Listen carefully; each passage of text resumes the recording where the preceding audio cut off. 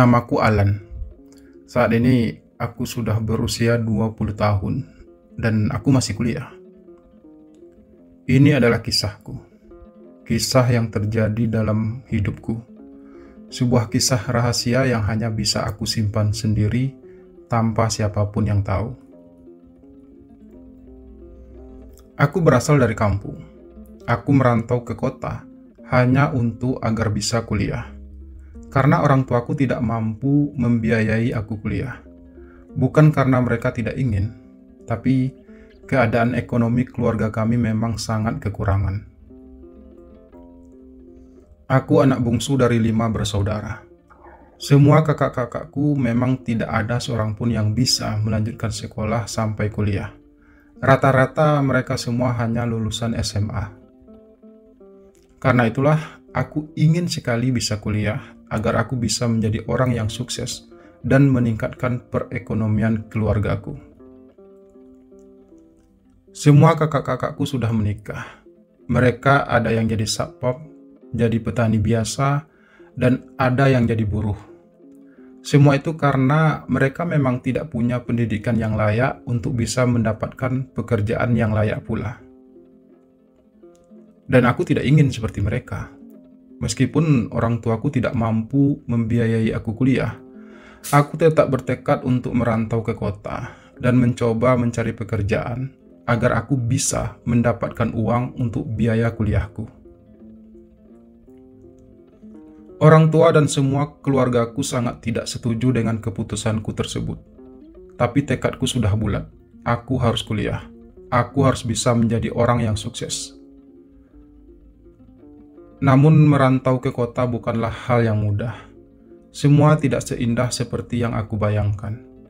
Hidup di kota seorang diri tanpa siapapun yang aku kenal membuat aku jadi sedikit pesimis kalau aku akan bisa mewujudkan impianku untuk kuliah. Berbulan-bulan aku terluntang-lantung di kota besar ini. Sudah banyak tempat aku jelajahi untuk aku mencari kerja.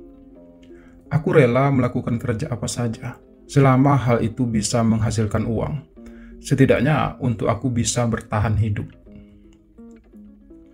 Aku pernah jadi pengemis di lampu merah, jadi buruh angkut di pasar, bahkan juga pernah jadi kuli.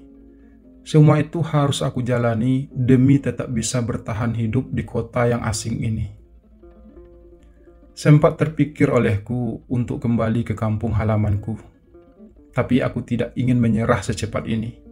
Aku harus tetap berjuang demi impianku yang begitu besar.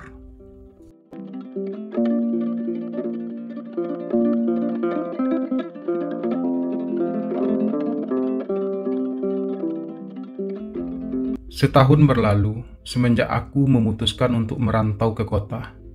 Setahun pula aku hidup terlunta-lunta di jalanan, tanpa tujuan dan tanpa ada tempat mengadu. Sebenarnya aku hanya ingin mendapatkan pekerjaan tetap, kalau bisa separuh waktu, agar aku bisa sambil kuliah. Tapi mencari pekerjaan di kota besar bukanlah hal yang mudah. Apalagi aku hanya lulusan SMA. Terlalu banyak saingannya. Dan aku tidak punya keahlian khusus yang membuat aku semakin sulit mendapatkan pekerjaan. Setahun berlalu, akhirnya aku bertemu Om Pras. Nama lengkapnya Prasetyo Nugraha. Dia seorang pengusaha kaya. Kami bertemu di sebuah perempatan lampu merah. Saat itu, aku sedang membersihkan kaca mobilnya dengan alat seadanya. Aku hanya mengharapkan upah 1000-2000 dari para pengemudi yang berhenti saat lampu merah menyala. Itu salah satu pekerjaan yang bisa aku lakukan saat itu. Meskipun hasilnya sangat sedikit, tapi setidaknya cukup untuk aku makan dari hari ke hari. Saat aku membersihkan kaca mobil milik Om Pras, tiba-tiba laki-laki itu membuka kaca mobilnya. Ia menatapku cukup lama. Kemudian ia memanggilku untuk mendekat. Kupikir ia akan memberi aku imbalan uang atas usahaku membersihkan kaca mobilnya. "Nama kamu siapa?" tanya laki-laki itu. "Alan, Pak," balasku lemah. "Kamu mau ikut dengan saya?" tanya laki-laki itu lagi menawarkan. "Kemana?" Aku balik bertanya karena merasa sedikit penasaran. Tumben ada orang yang menawarkan aku untuk ikut dengannya, padahal aku tidak mengenalnya. "Kamu belum makan kan?" tanya laki-laki itu lagi. Aku hanya menggeleng ringan. "Ya udah, mari ikut denganku sebentar. Aku traktir kamu makan," ucap laki-laki itu lagi. "Tapi, Pak," suaraku sedikit tercekat.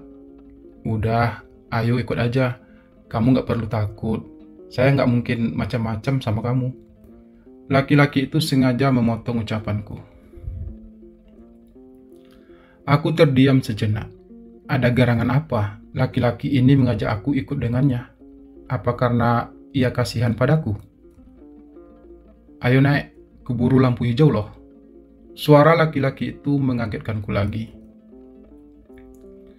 Dan akhirnya tanpa pikir panjang, aku pun membuka pintu mobil tersebut dan duduk di dalamnya dengan perasaan yang tak karuan. Sebenarnya aku juga penasaran, kenapa laki-laki itu ingin mengajak aku makan bersamanya. Mobil pun mulai melaju dengan pelan. Aku duduk dengan sedikit gelisah, tapi aku berusaha setenang mungkin. Laki-laki itu menatapku beberapa kali sambil tersenyum. "Udah, santai aja. Aku cuma pengen ngajak kamu makan kok, sambil kita sedikit mengobrol," ucapnya pelan. "Iya, Pak," balasku kaku. "Jangan panggil Pak dong, panggil aja Om Pras," ucap laki-laki itu lagi. Laki-laki itu yang mengaku bernama Om Pras tersebut, kalau kuperkirakan mungkin sudah berusia 45 tahun lebih. Dengan perawakannya yang terkesan cukup maskulin. Wajahnya juga masih terlihat tampan. Postur tubuhnya sedikit berisi, dengan perut yang sedikit membuncit. Kulitnya putih bersih.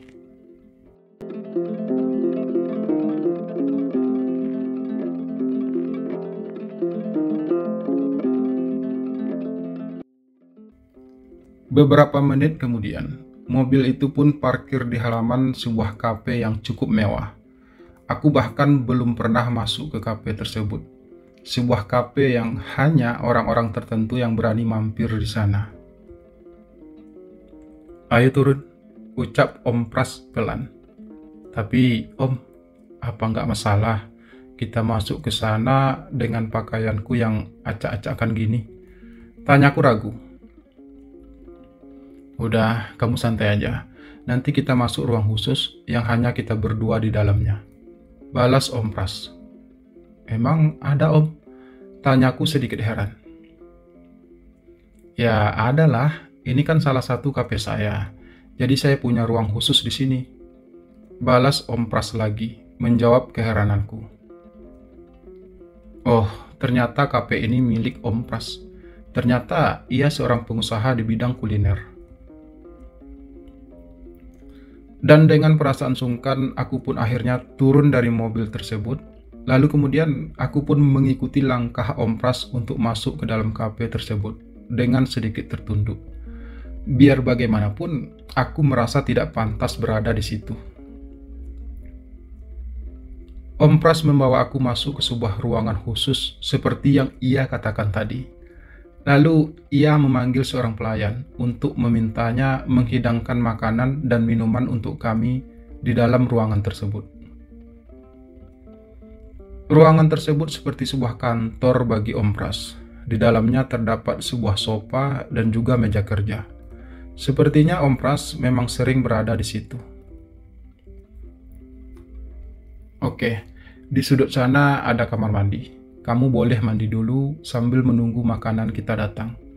Nanti kamu pakai saja baju saya yang ada di lemari sana, ucap Om Pras kemudian sambil menunjuk ke arah sebuah kamar mandi dan lemari pakaian. Tanpa membantah sedikit pun, aku pun menuruti kata-kata Om Pras barusan. Aku menuju kamar mandi, dan setelah mandi, aku mencoba memilih baju yang kiranya cocok denganku. Gimana, pakaiannya cocok sama kamu? Tanya Om Pras ketika aku sudah duduk di kursi tamu di dalam ruangan tersebut. Agak kebesaran sih Om, balasku apa adanya. Ya udah, nggak apa-apa. Kamu tetap terlihat keren.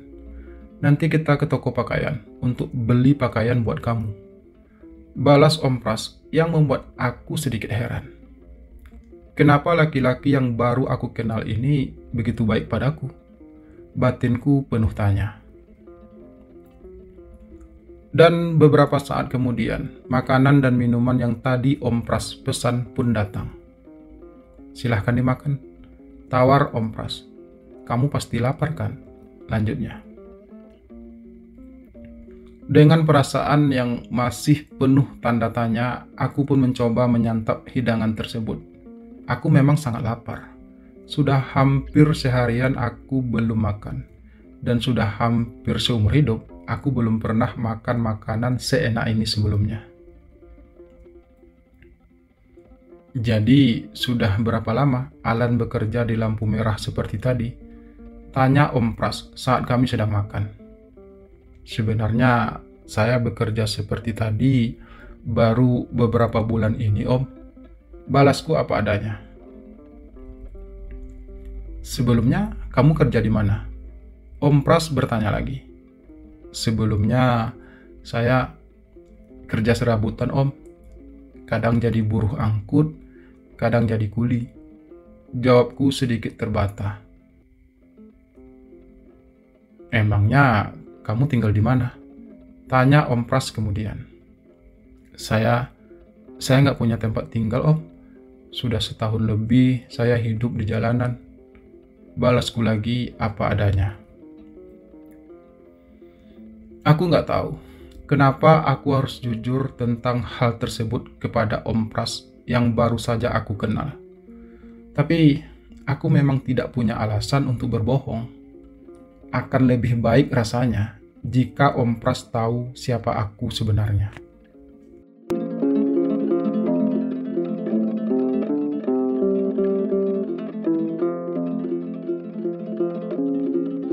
Kenapa Om Pras mau mengajak saya dan mentraktir saya makan seperti ini? Tanyaku memberanikan diri sesaat setelah kami selesai makan. Saya merasa kasihan melihat kamu. Orang setampan kamu rasanya nggak pantas bekerja seperti itu. Balas Om Pras yang membuatku jadi sedikit tersanjung. Sudah beberapa kali sejak kami bertemu, Om Pras selalu memujiku demikian. Tapi saya nggak punya pilihan lain, Om. Meskipun saya punya banyak keinginan saat ini. Balasku pelan. Apa keinginan kamu? Tanya Om Pras. Sebenarnya, saya ingin sekali kuliah, Om. Tapi saya nggak punya biaya. Saya juga nggak punya siapa-siapa di kota ini. Saya sudah coba mencari pekerjaan tetap, tapi sampai saat ini saya masih terlunta-lunta nggak jelas. Jelasku mencoba sedikit bercerita. Oh gitu, ya udah. Kalau gitu, bagaimana kalau kamu ikut Om saja? Ucap Om Pras kemudian. Ikut kemana, Om? Tanyaku terdengar lugu. Nanti akan saya jelaskan. Sekarang kita ke toko pakaian dulu. Setelah itu, kita cari apartemen untuk tempat kamu tinggal nantinya. Balas Om Pras yang membuat aku semakin merasa penasaran. Apartemen Om, apa itu nggak terlalu berlebihan? Aku mencoba bertanya. Kamu tenang aja, saya akan bantu kamu untuk mewujudkan impian kamu untuk kuliah. Tapi ada syaratnya. Balas Om Pras. Syarat? Syarat apa Om? Tanyaku lagi. Nanti kamu juga bakal tahu. Sekarang, kamu ikut aja dulu apa kata Om. Ucap Om Pras sedikit tegas. Kali ini aku hanya bisa terdiam. Apapun alasan Om Pras melakukan semua itu untukku, tidaklah menjadi penting bagiku saat ini. Yang pasti, aku tidak mungkin menolak semua kebaikan yang Om Pras berikan padaku. Setahun lebih aku terlunta-lunta di kota besar ini. Dan sekarang, ada orang yang baru aku kenal menawarkan semua kebaikannya padaku. Apa mungkin hal itu aku tolak? Lagi pula, jika aku menerima semua kebaikan yang ditawarkan Om Pras padaku, toh tidak ada ruginya bagiku.